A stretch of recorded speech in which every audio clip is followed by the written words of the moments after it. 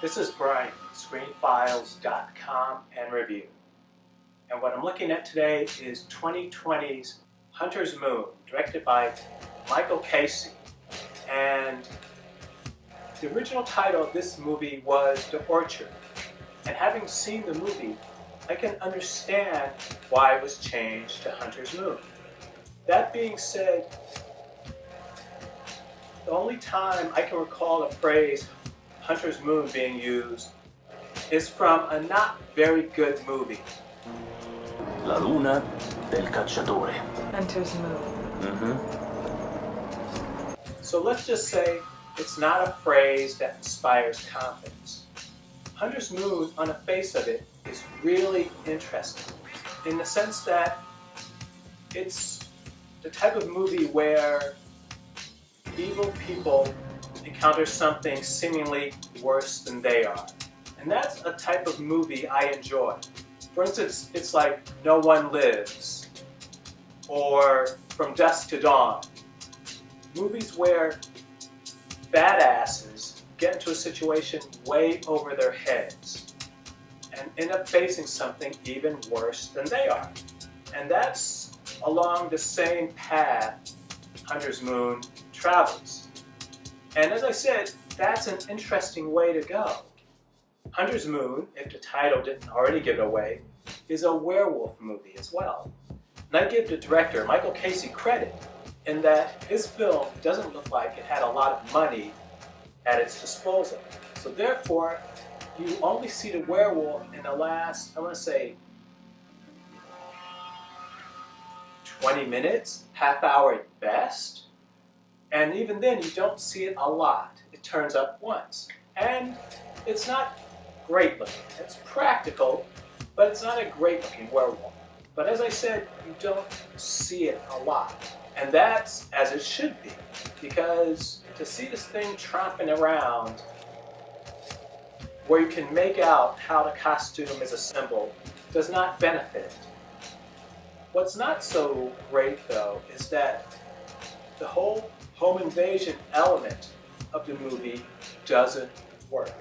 And it doesn't work because, well, first, let me give a little background. The movie revolves around this family. Jay Moore is the father, and he's getting kind of portly. In any case, it revolves around this family, and they're moving to a new home, I believe. And they encounter some ne'er-do-wells, and those people threaten the family, but the family has a secret. Now, ideally, with the home invasion type thriller, you don't have the family inviting it. That's what happens in Hunter's Moon. And that's a pity, because you never really get the feel that the tables are being turned on the bad guys, because particular family members are just way too open to the prospect of total strangers being in their home. It's something that diffuses tension and undermines suspense. And that's a real pity, because the premise of this movie is really good. It's a solid premise. But as executed, it is not very interesting. And the most frustrating thing about Hunter's Moon is that to make it have worked, all that was needed was for the family to not act as if home invasions are, they're okay, it's not a big deal. Letting total strangers in their house, no problemo. If they had not acted like that, the whole dynamic of the movie would have changed. If they would have acted, I don't know, threatened maybe? Afraid for their lives?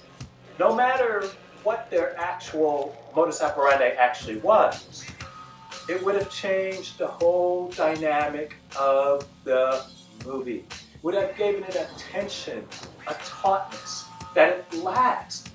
And my implication is from that statement that the movie is flabby. It's really not. It's just not very well thought out.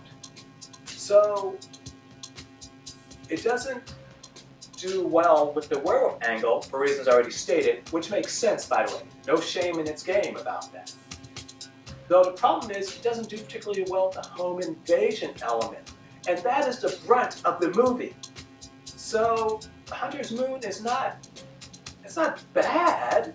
I would hate to call it bad. It's just not well executed, and that's a pity.